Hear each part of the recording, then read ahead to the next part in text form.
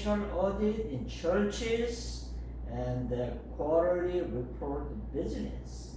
Yes, this is what we can do in church, schools, and business.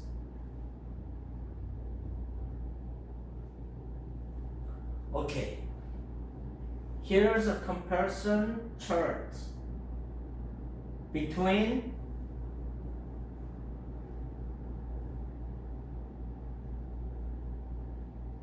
the Bible example and application context for administration.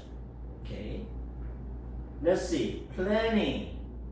What is planning? We make the goal set and also gives future forecasting.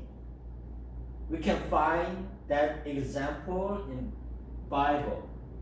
See Joseph in Egypt.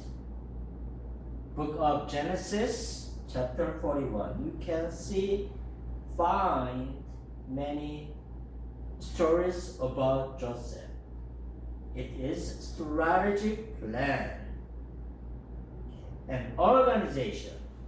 So what is organization? It is structuring. It is making the system. We can see Moses' delegation in Exodus chapter 18. He makes committee, he makes teams. And then staffing.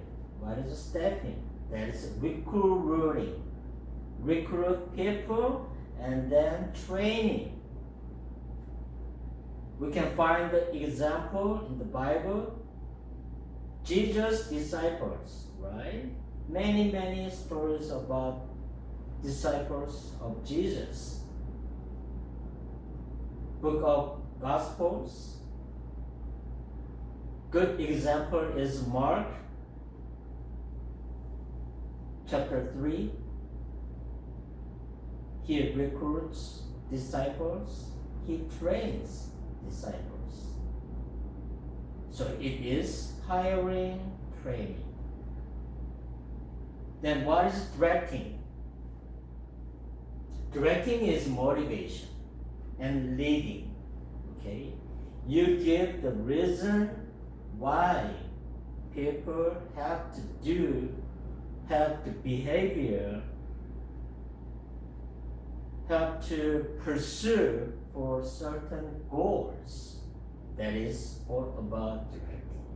You give reason, you give the goal, you give the people to realize the purpose. Then you can lead them to the certain goals. That is directing.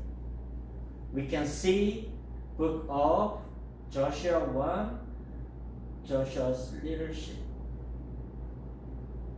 And it is also we can apply pastoral manager. And controlling.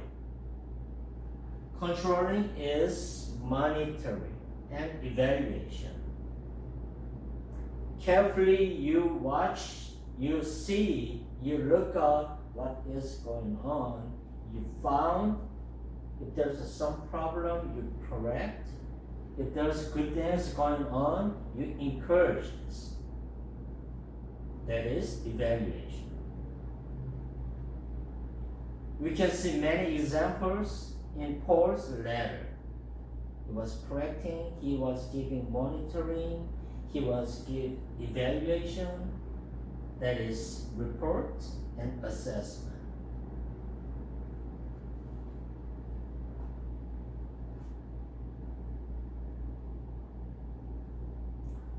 Okay. Small chapter 3, leadership and administration in scripture. We can see Moses. He casts a vision to lead Israel out of Egypt. But also he established judges to handle disputes, conflicts between people. It is all about administration. Exodus chapter 18, verse 21 to 22. We can see the administration application in Moses' story. The next one, Nehemiah. He inspires the rebuilding of Jerusalem's wall. That is example of leadership while organizing workers and assigning tasks. Organizing workers and assigning the task, that is application of administration.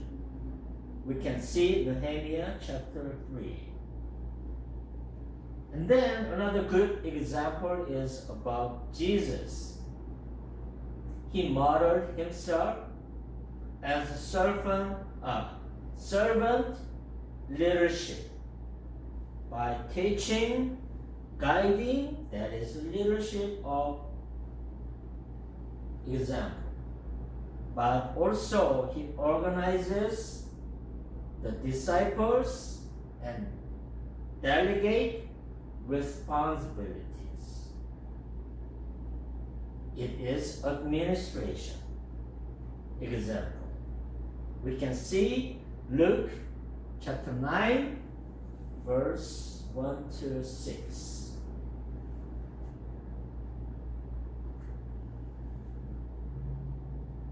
So, basic foundation of leadership and administration we can see in the Bible, we still can apply that principle to modern contexts like church, schools, even in your business.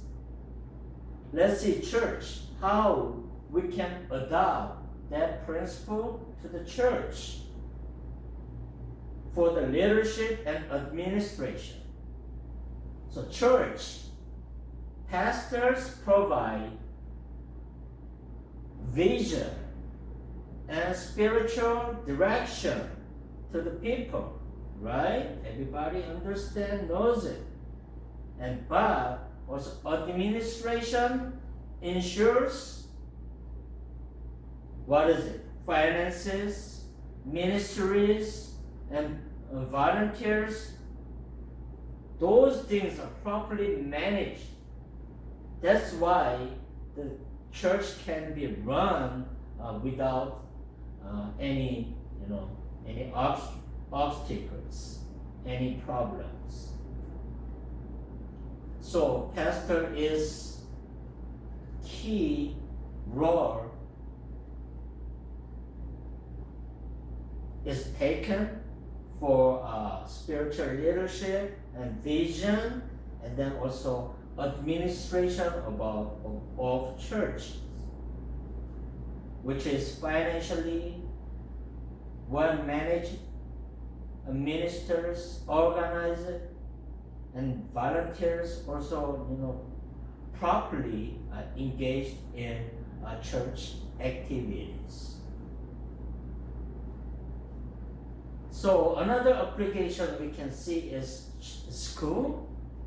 Principals, teachers, they lead students, right, toward growth.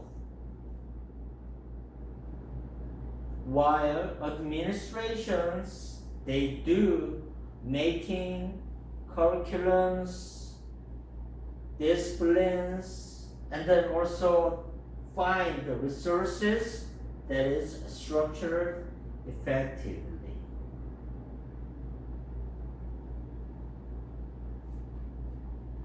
And then business. We can see application of leadership and administration from Bible. So executive, they cast vision for innovation and company growth, while the managers, they create systems that ensures goals are met.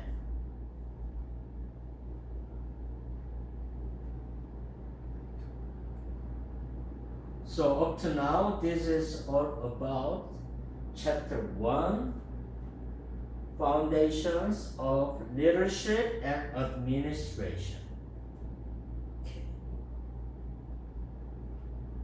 Okay, now let's go over chapter 2.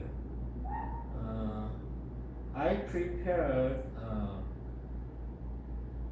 PDF file so you guys can read together, and then I can show some videos. Okay, so chapter 2. In chapter 2, we're gonna learn the leadership theories. And then there are many different styles of leadership. Okay? So why we have to study theories of leadership? Because by learning theories of leadership, we can explain why leaders influence others, right? And then also we're gonna learn the leadership style, which is just a different way how people lead others in their own style. So we can exercise that, the influence, how people get influenced by leaders. So, by learning leadership theories, we can also apply that principle to church, school, and business context, any other organizations, any other social context. We can apply that principles.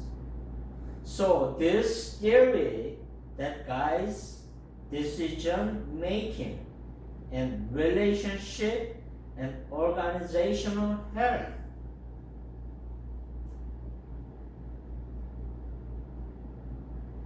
It is giving like a standard. It is giving like benchmark of how leadership can be performed, done in organizations. Okay, let's go over to major leadership theories. Okay. Major leadership theory is like trait theory. We're gonna look, and then other theories like behavioral theory. We're gonna see, and then other theory is like contingency situational theories. Okay. Then we're gonna look other theory too, that is transformational theories, leadership. Okay. Then the last one is servant leadership. We're gonna look for it. What those different leadership theories are.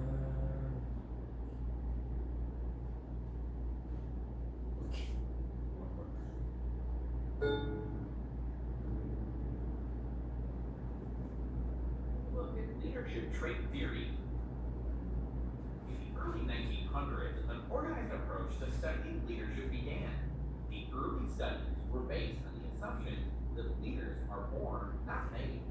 Researchers wanted to identify a set of characteristics or traits that distinguish leaders from followers or effective from ineffective leaders. Leadership trait theory assumes that there is a distinctive physical and psychological characteristic accounting for leadership effectiveness. In fact, personality traits do affect leadership style. Researchers analyze traits or qualities such as appearance, aggressiveness, self-reliance, persuasiveness, and dominance in an effort to identify a set of traits for all successful leaders. Yes. So many researchers they did a study about traits, qualities of person. So, something like appearance and aggressiveness, self-reliance, persuasiveness, and that dominance in an effort to identify the traits that affects the leadership. A list of traits was to be used as a prerequisite for the promotion of candidates to leadership positions. Only candidates possessing all the identified traits were given leadership positions. In the 70 years that have passed, however, more than 300 trait studies have been conducted. There have been no universal list of traits that have been identified as successful leadership qualities. In all cases, there were exceptions. So there are many different traits, okay? We cannot exactly identify the traits that tailored for great leaders. Even though it's generally agreed that there's no universal set of leadership traits or qualities, people continue to study and write about the importance of leadership traits. Why? Because leadership style is shaped according to a leader's traits and behavior. The Big Five personality does not have a preferred leadership profile. With the Big Five, high urgency and conscientiousness are positively related to successful leadership, and high agreeableness and low adjustment were negatively related to leadership success. In a survey, 782 top executives were asked, what was the most important leadership trait for success as a supervisor? Answers to the survey revealed integrity, industriousness, and the ability to get along with people, human relation skills, were the top 3 most important traits for success. Yes, if you want to be whoever you are, whatever culture you are in, you have to develop the traits. It is first integrity, might be accountability or honesty, okay, and then also you have to do in the industriousness, okay, you have the mind of business, okay, and then also the ability to get along with people, sociability, that is important for become successful manager or supervisor.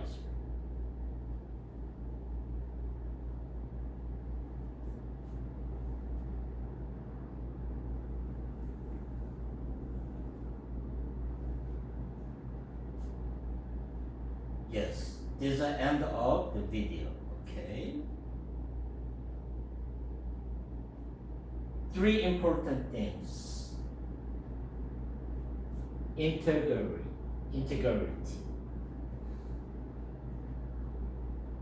honest mind, and true mind, and then industrial mind, business mind, and then ability to get along with others. That is personal characteristics and for traits that is affecting, influencing to become successful leaders. Okay. Trait theory. Trait theory, that is one of the earliest approaches to leadership, to find out what is leadership. That also argues leaderships are born, not made. So according to this view, certain like a physical, mental, social traits that is inherited quality for some individuals to become influenced, successful leaders. In 20th century, researchers, they were seeking to identify common personality traits. It is like, intelligence, confidence, charisma, determination, sociabilities. That is most important factor that distinguishes leaders from other people. So let's see what is key characteristics of trait theories. First, it is talking about intelligence, which is ability to analyze and make soundable decision. Okay, leaders, they have to have knowledge and intelligence. Intelligence means ability to analyze. They need to see what is going on in the system. They found if there's problem and fix is related to the intelligence too.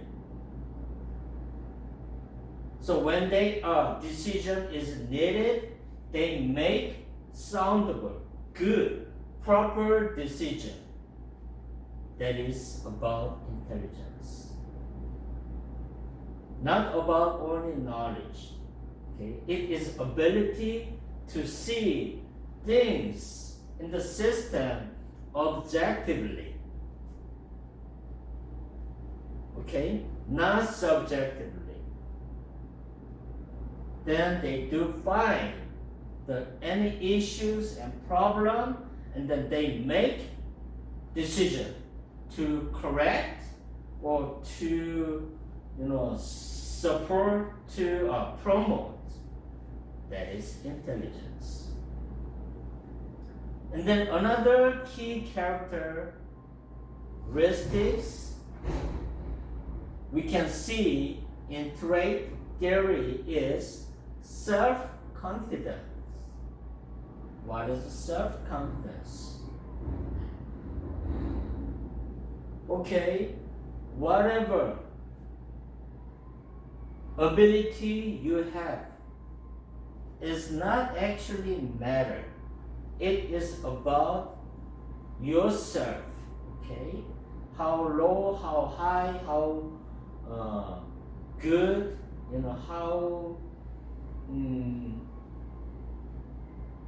how much knowledge you have. It doesn't matter.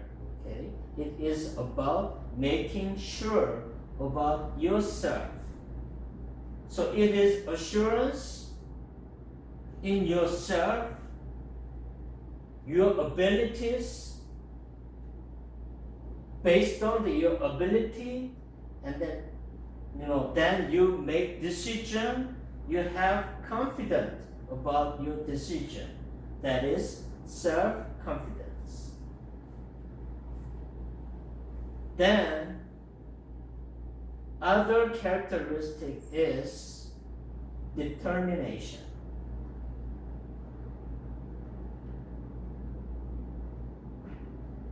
It is perseverance. Determination. You make mind, you make decision, and then decision is not shaken. Okay? once you make the goal, okay, you wanna make your mind to achieve a certain goal, you keep going for that goal. That is determination. Then another one in trait theory says important thing is about characteristics is integrity. Integrity is commitment. You make your mind, you do act certain action.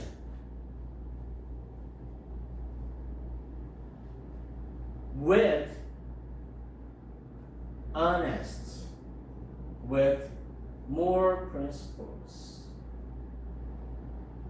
Okay, once you have made decision without integrity, it is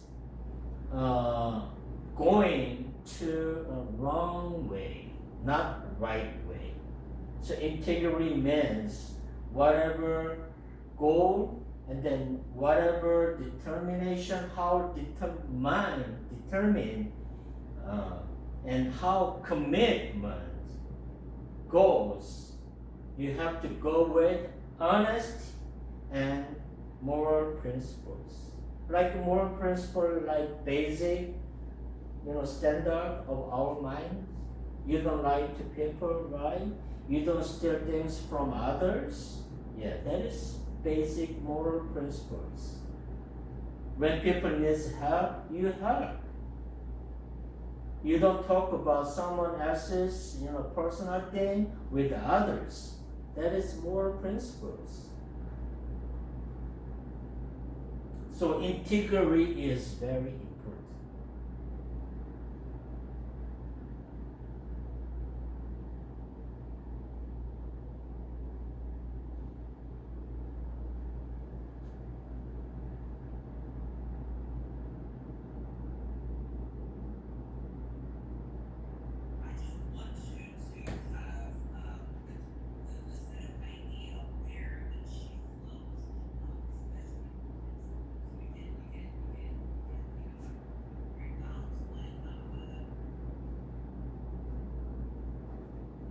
And another characteristic is social abilities. It is ability to interact with others. Then it is ability to connect with other people effectively. It is ability to get along with someone else. So if you don't have, good social relationship with others, you cannot say you are a leader. Okay? So let's see the examples in the Bible about trait leadership. King Saul. The story about Old Testament with King David, right? So King Saul, he was chosen partly because of his appearance and physical stature. In the Bible, Samuel 1, chapter 9 and 2, it says, from his shoulders upward, he was taller than any of these people. So his trait was like, he gave him initial favor because he was like a good looking guy. Yeah. And then, but he has kind of lack of obedience to the gods, older, and then that reveals the limit of his trait there. Okay. Not only, also you give assurance to the people, okay, about your appearance. Okay, you're a good-looking guy. You're taller, and then you can influence people with positive things, right? So that is also one of the traits that you have, appearance. But more importantly, in the Bible, if you don't obey to the God's order, it is less effective. Okay, let's see another example, which is Moses. He demonstrated the determination and courage when he confronts Pharaoh. You can see Exodus chapter 5:12.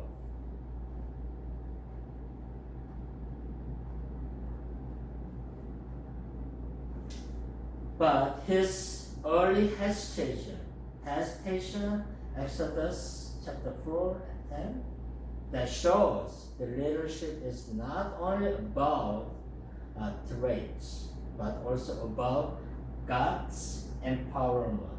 God has had to give God's power to the leader, that you fulfill your personal characteristics with God's power. Then you become effective leader.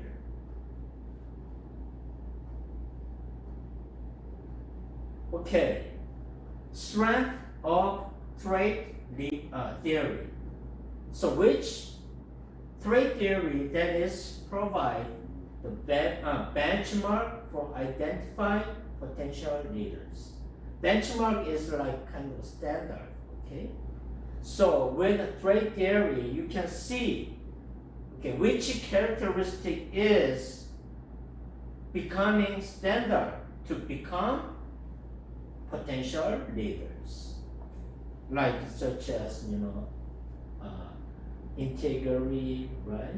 We talk intelligence, commitment, determinations, those things you can see. So trait theory that highlights the importance of someone's characters and credibility in leadership. Also, it has weakness of trait leadership theory, which is trait alone that does not guarantee effective leadership. We can see Saul's failure. Only personal character, if you rely on it, it cannot be successful, it cannot be effective leadership. Sometimes that neglects the contextual, situational understandings. Okay, you don't care what's going on here. You only believe yourself, your characters. Okay? That doesn't comply with good, effective leadership. So you have to see different environments. Also, you need to require to understand the situation. Then you become effective leadership. Also, trait theory that implies leaders are only born, okay? That is weak point. Leaders are born with a certain character. Also, you have to do later, train. You become, to be good leader.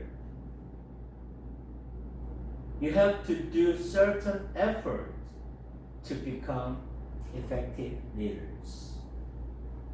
Also, there's divine callings. So you cannot neglect divine callings. someone is got called by God, right? Even though the weak characteristic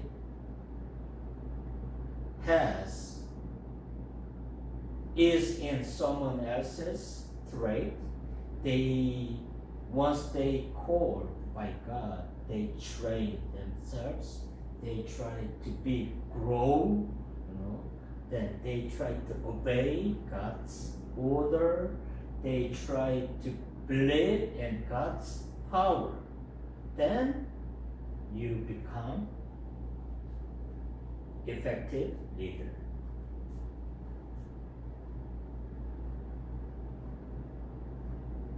Okay, small chapter 5, biblical theological evaluation. So, while the Bible affirms the value of certain traits, right? Wisdom, courage, integrity, that emphasize the leadership is ultimately rooted in God's calling and empowerment. Not only about human characteristics, right? So Paul, he reminds Corinthians, God chose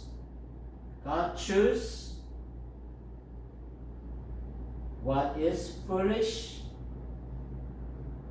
in the world to shame the wise. Book of Corinthians 1, chapter 1, 27. So this shows why praise matters. So divine empowerment and spiritual maturity is more powerful, more great determinant of effective leadership. Okay? You not only rely on your good characteristics, okay? You have to follow with divine order, okay? And then spiritual maturities.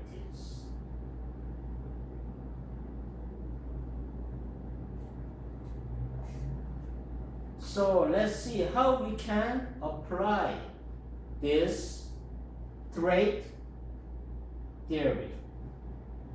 Let's see, churches trait theory that reminds pastors to cultivate personal qualities like integrity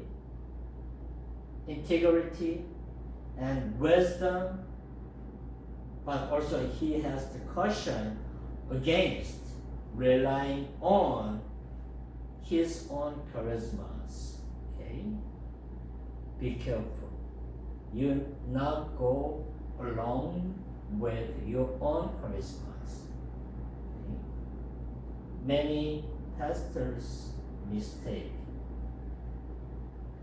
with their charismas. And schools, teachers, principals, they should recognize natural leadership traits in students. If you have experience teaching students, you see certain students have traits of leadership, right?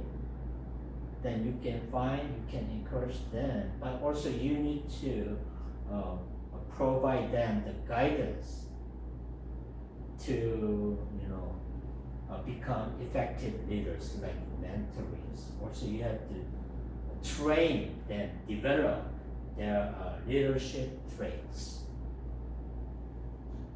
In business, you hire managers, okay?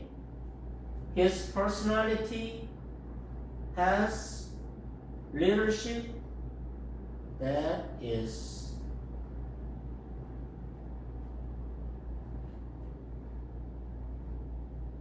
used in the business. Some manager has good leadership, right? Good leadership trait. But you don't only rely on personality only, okay?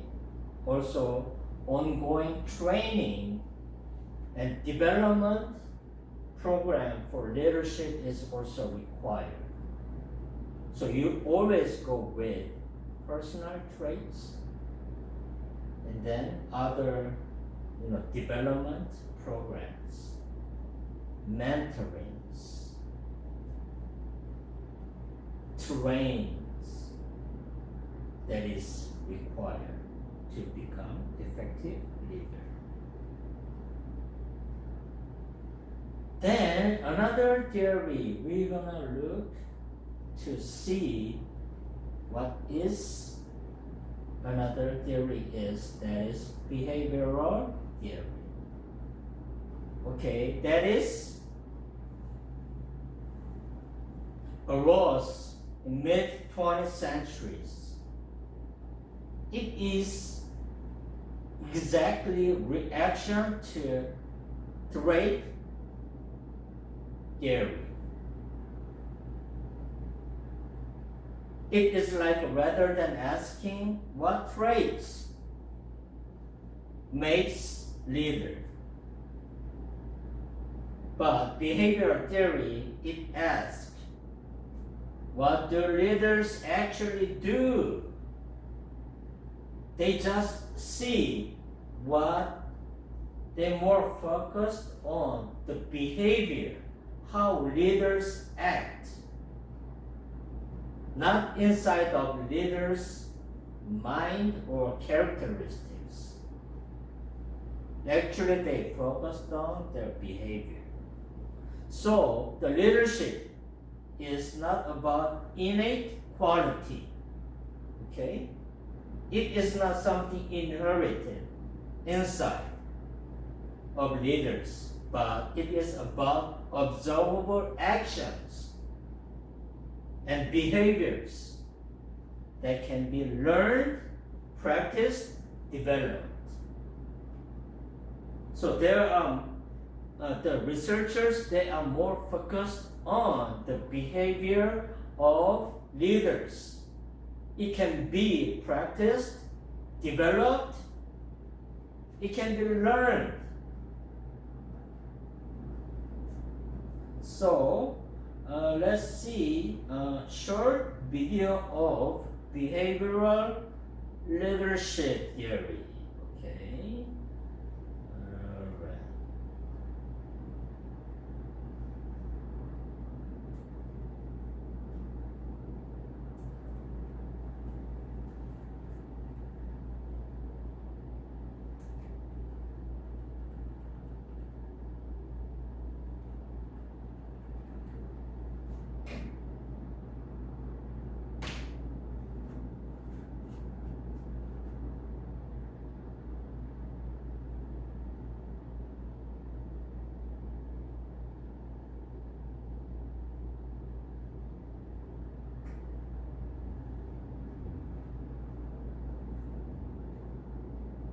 Okay, it is simple. Certain leaders, they have some kind of specific behavior. It is different from others. That is the behavioral theory. Okay? So researchers, they are looking into certain behavior of leadership.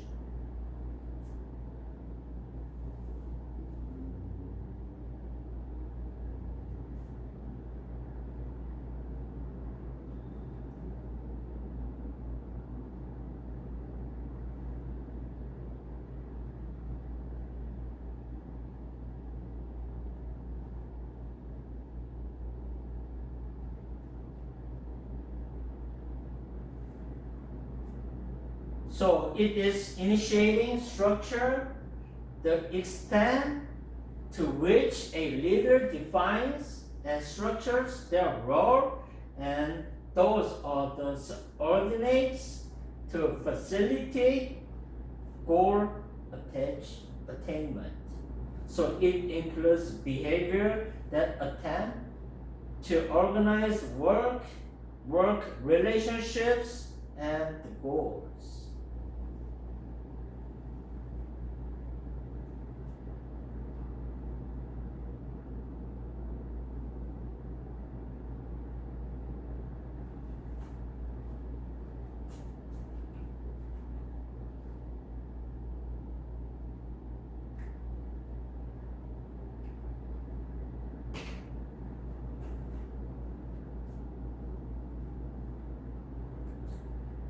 So the leader high in initiating structure. Initiating structure, they are highly motivated to start certain things in the beginning. So initiating structure is someone who assigns followers to do certain tasks, set defined standard of certain work and performance. Also, they emphasizes the deadlines too in their tasks. And then another characteristic is, the consideration. Consideration is the extent to which leader has job relationships that is characterized by mutual trust, respect for employees' ideas, and regard for other people's feelings. That is all about consideration. So some leaders have effectively, they do certain behavior which is about considerations.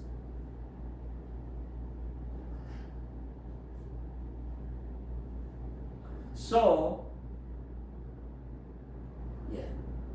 and then the leaders.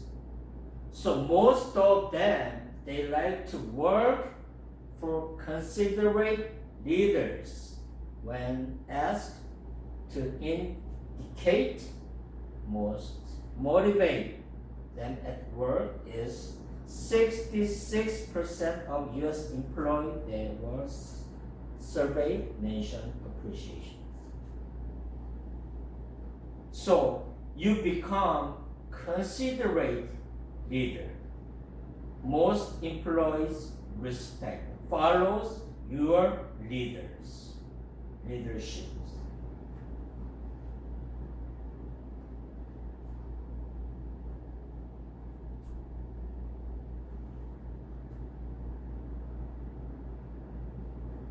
So, behavior theory, that is a study about fairly positive things.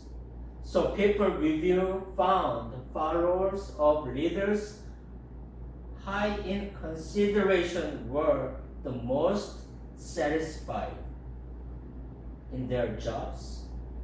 So, were the more motivated and more respect for other leaders.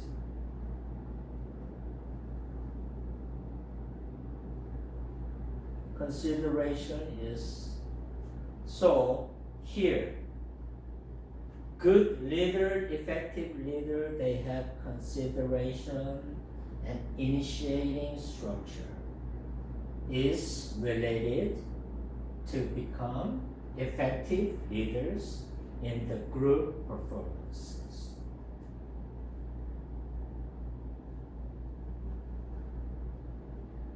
All right.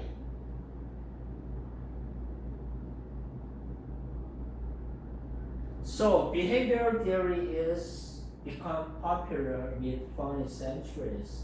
It is truly reaction to the trait theories, which is only focusing on certain leaders' behavior, okay, not innate characteristics.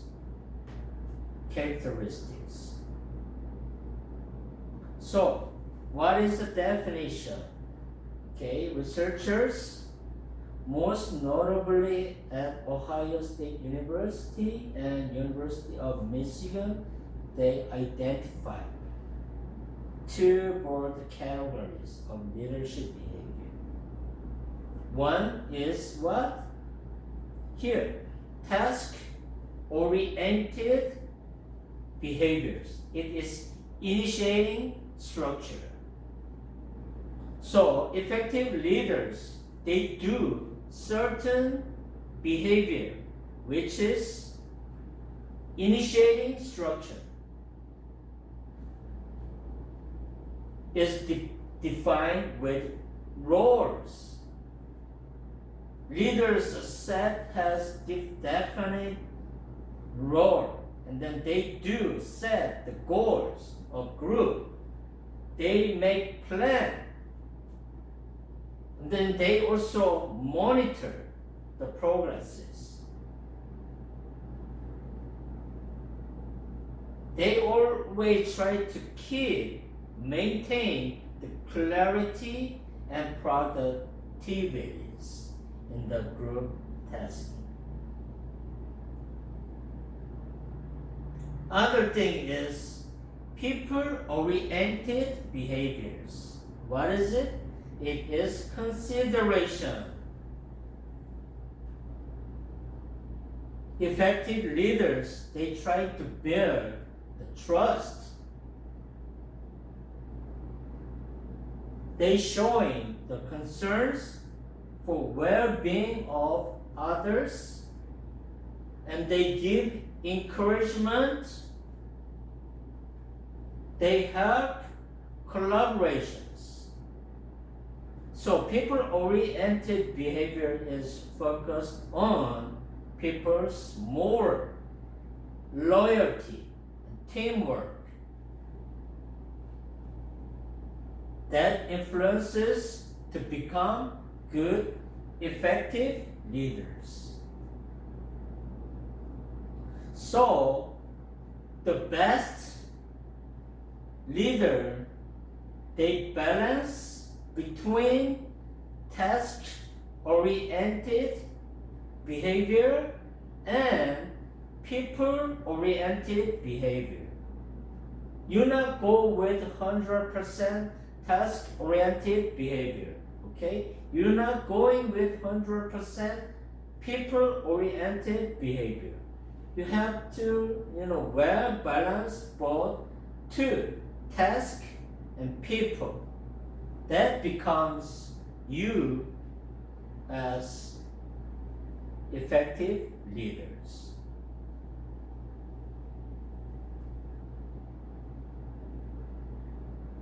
Let's see the examples in the Bible of behavioral leadership. Behavioral leadership we can find in the Bible is first Jesus Christ. Let's see how he did it. Task-oriented. He gave clear instruction. For example, he sends out 72 disciples. We can find Luke chapter 10, 1 to 12. Then another example of people-oriented of Jesus' leadership, which is he shows compassion. He shows love for others.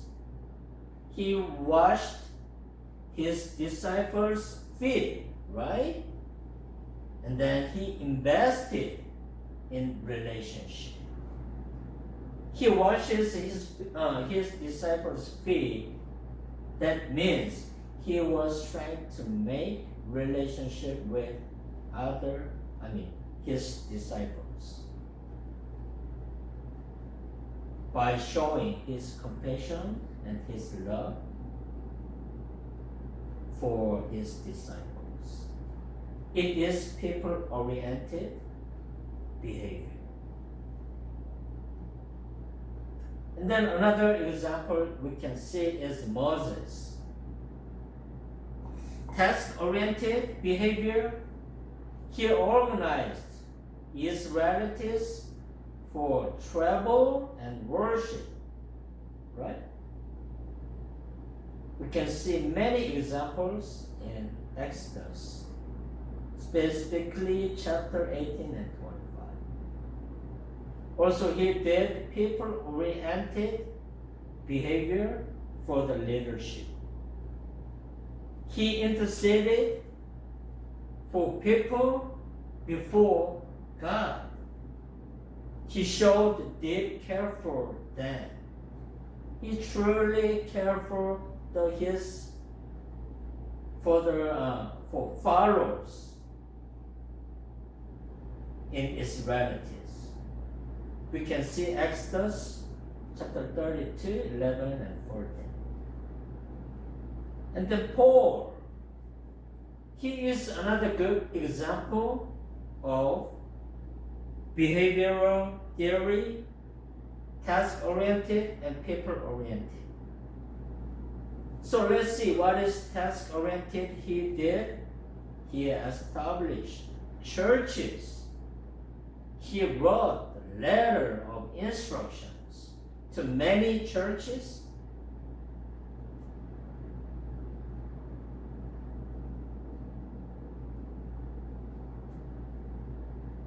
Also, we see people-oriented leadership in Paul, which is he gave encouragement, he mentored, he gave advices to the follower of the church, and he also gave comfort to his followers.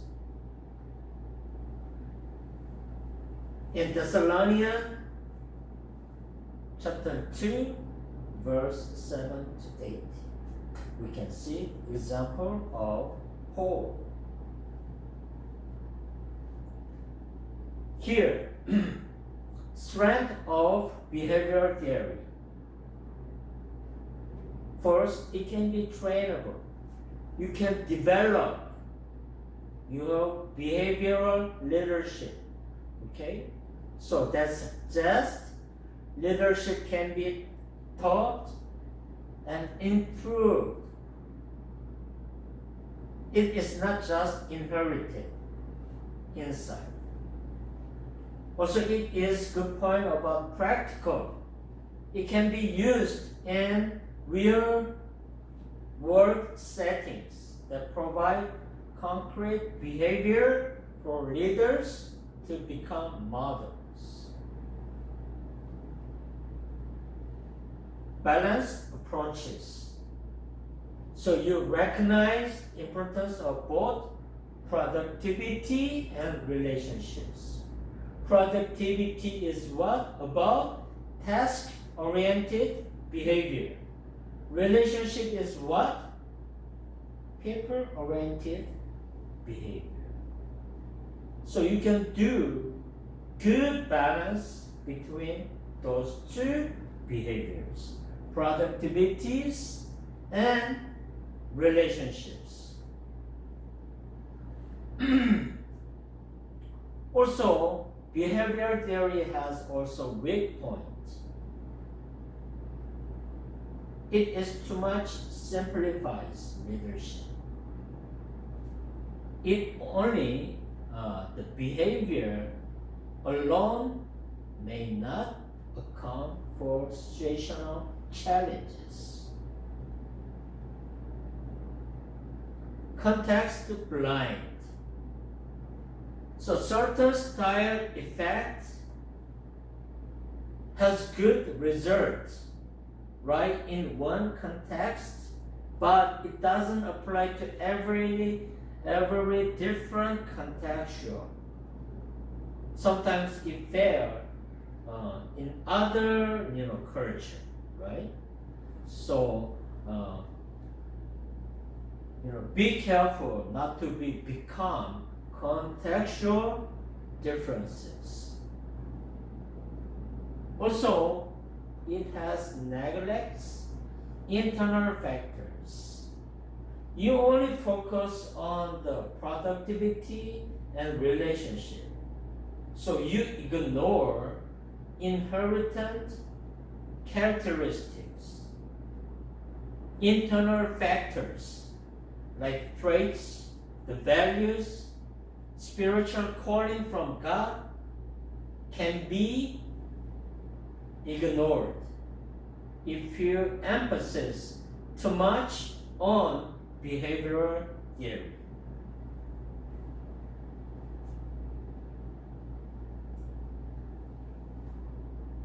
So let's see how we can find biblical theological evaluation in the Bible.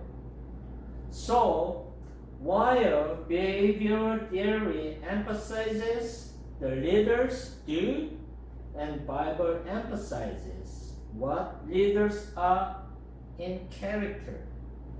So still, Scripture shows that leaders' actions, like teaching, serving, guiding, that is the most critical expressions of faithful and effective leadership.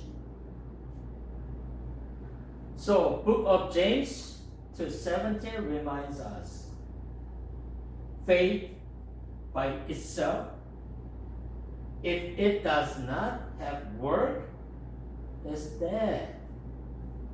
So it is in the same way the leadership without observable Christ-like behavior cannot be effective. Okay? You only behave without Christ-like mind. It means nothing. It gives no effect.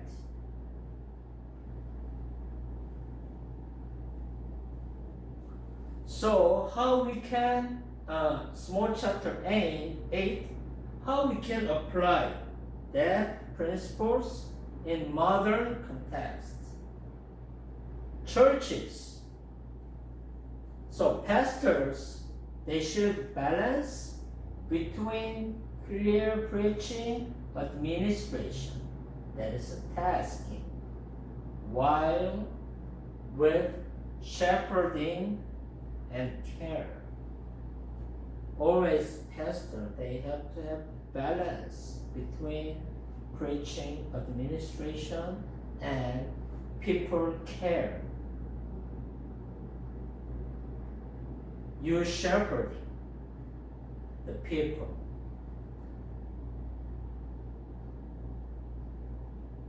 And school, then principals and teachers, they must combine both task, people in classroom management. You give them the instruction, you give them assignment. Also, you have to have compassion mind for your student.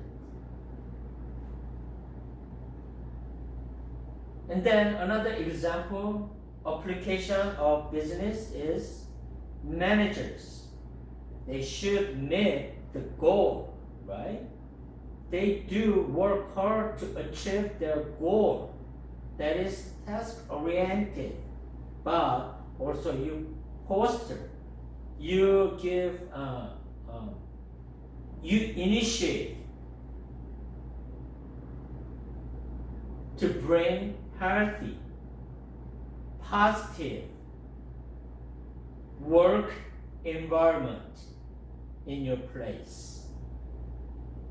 Make good cultural, healthy, cultures in your workplace.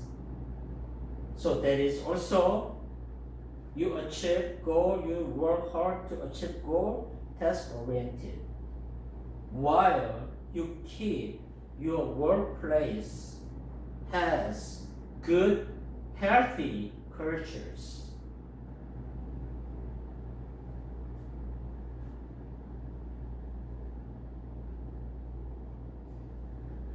Okay, another theory we're gonna see is contingency and situational theory. Contingency we call other word with situational. So that leadership that argues there's no single best way to lead. That makes sense. Instead, effective leadership that depends on situation, that includes leaders' style and maturity of followers and also environment. What context are you in? So leaders, they must assess circumstances, environment, and then they need to adopt their approach to meet the specific conditions, environment, to meet the goal.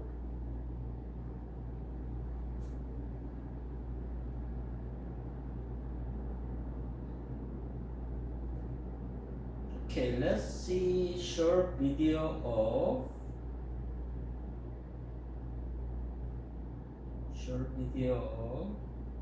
contingency theory. Okay.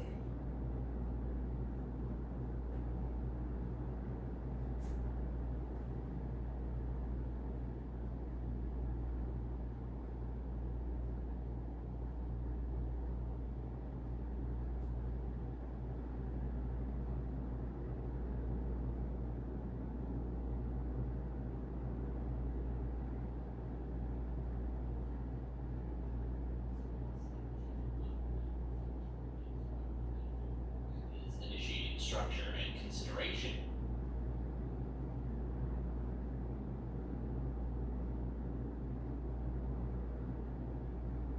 Why TV song doesn't come Be unable to change their leadership styles, and that they will be more effective when their styles are maximize work group performance.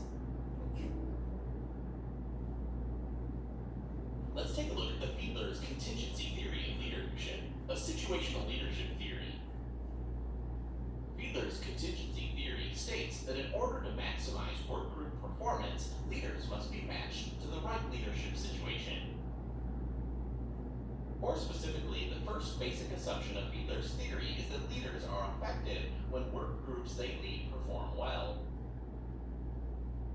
So instead of judging other leaders' effectiveness by what they do, that is, initiating structure and consideration, or who they are, that is, trait theory, Fiedler assesses leaders by the conduct and performance of the people they supervise.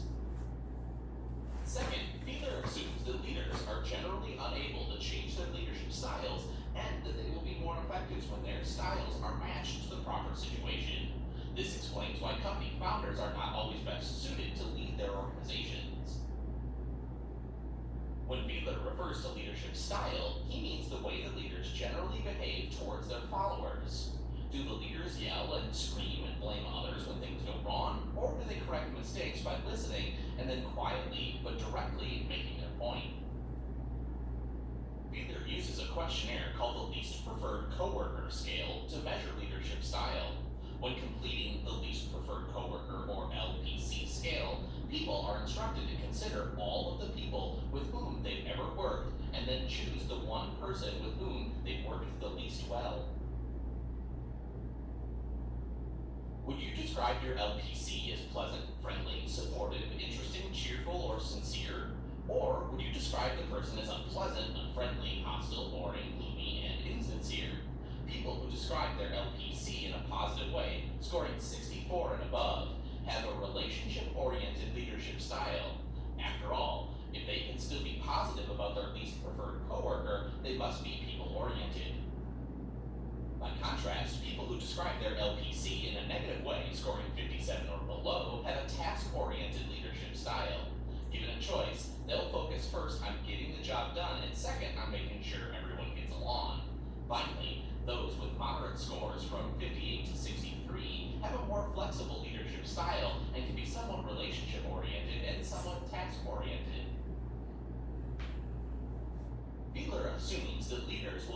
effective when their leadership styles are matched to a proper situation. More specifically, Fiedler defines situational favorableness as the degree to which a particular situation either permits or denies a leader the chance to influence the behavior of group members. The situational factors that determine the favorability of a situation include leader-member relations, task structure, and position power. The most important situational factor is leader-member relations, which refers to how well followers respect, trust, and like their leaders. When leader-member relations are good, followers trust the leader, and there's a friendly work atmosphere. Task structure is the degree to which the requirements of a subordinate's tasks are clearly specified. With highly structured tasks, employees have clear job responsibilities, goals, and procedures. Position power is the degree to which leaders are able to hire, fire, reward, and punish. The more influence leaders have over hiring, firing, rewards, and punishments, the greater their power. Relationship-oriented leaders with a high LPC score were better leaders, that is, their groups performed more effectively under moderately favorable situations. In moderately favorable situations, the leader may be liked somewhat, tasks may be somewhat structured, and the leader may have some position power. In this situation, a relationship-oriented leader improves leader-member relations, which is the most important of the three situational factors. In turn, morale and performance improve. By contrast, task-oriented leaders with low LPC scores are better leaders in highly favorable and unfavorable situations. Task-oriented leaders do well in favorable situations where leaders are liked, tasks are structured, and the leader has the power to hire, fire, reward, and punish. Finally, people with moderate LPC scores, who can be somewhat relationship-oriented or somewhat task-oriented, tend to do fairly well in situations because they adapt their behavior. Typically, though, they don't perform quite as well as relationship-oriented or task-oriented leaders whose leadership styles were well matched to a situation.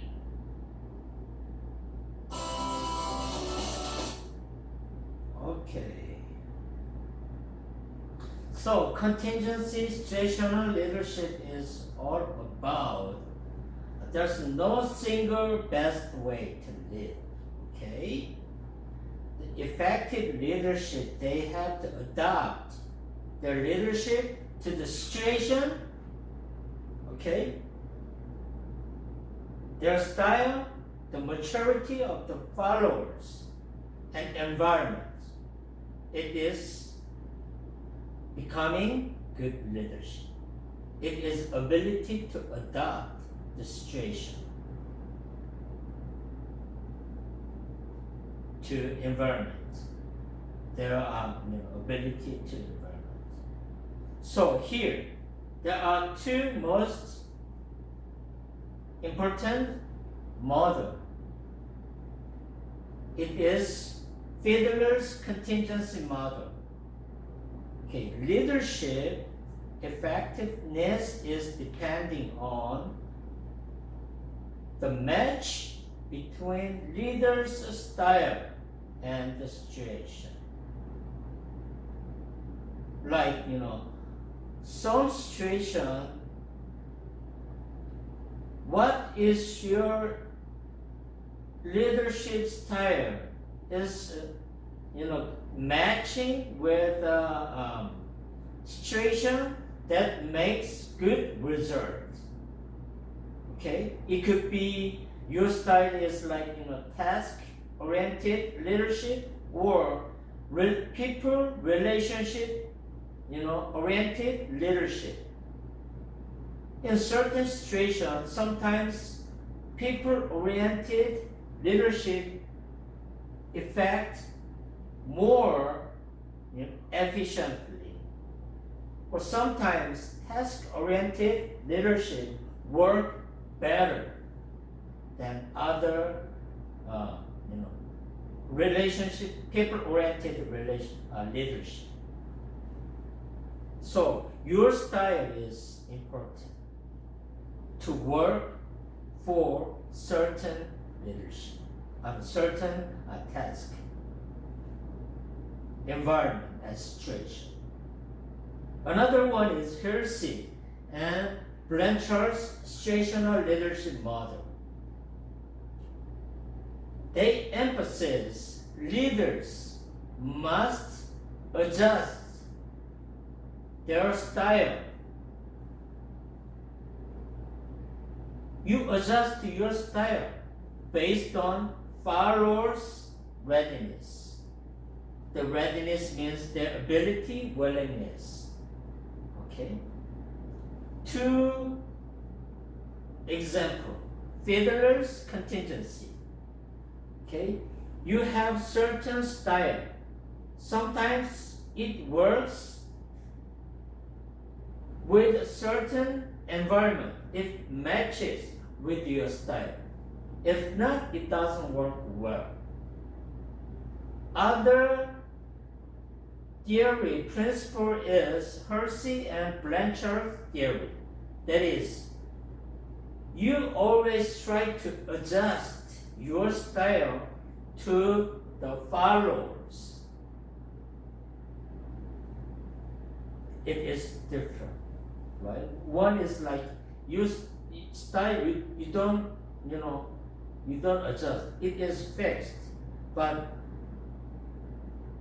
sometimes it meets certain situation, it works well. If not, it works bad.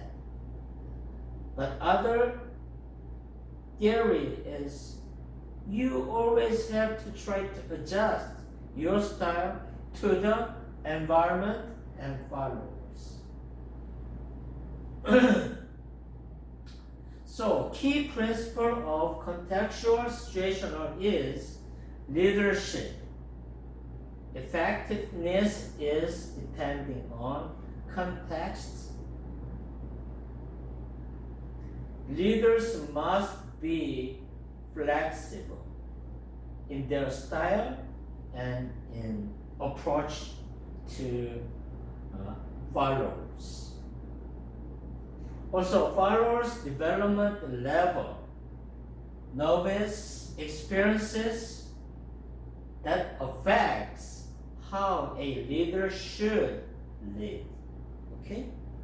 It is different. You are leader, you are teacher in elementary school. You are teacher and leader in high school. It is different. Depends on the ability. Depends on the readiness of the followers. So here, it emphasizes there's no single leadership works everything. Okay? So, the important thing is if you're a leader, you have to try to adjust your style to context of your followers.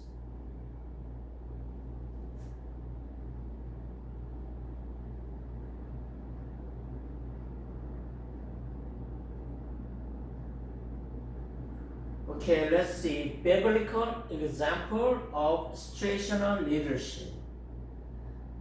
First, Paul and Apostle. They adopted Paul adopted his ministry approach. So to the Jews, I became as a Jew, right? In order to win Jew, right? And I have become all things to all people, that by all means I might save some. Yeah. When he met Jews, he became Jews.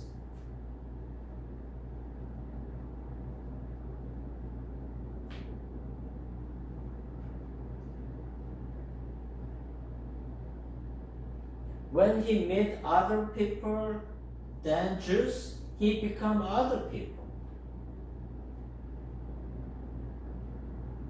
So, in this context, Paul demonstrated the flexibility for his maximum impact effectiveness. Let's see another example of Moses. He dealt firmly with Pharaoh, Exodus 7 to 12, but gently intercede for Israel when they sin.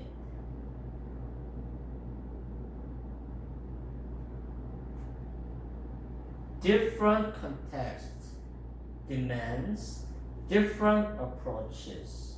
When you talk to Pharaoh, your style is different from the one that you talk to your followers, Israelites. Another good example of Bible is always about Jesus. He taught gently to the weary and broken. We can see Matthew chapter 11, 28, 30.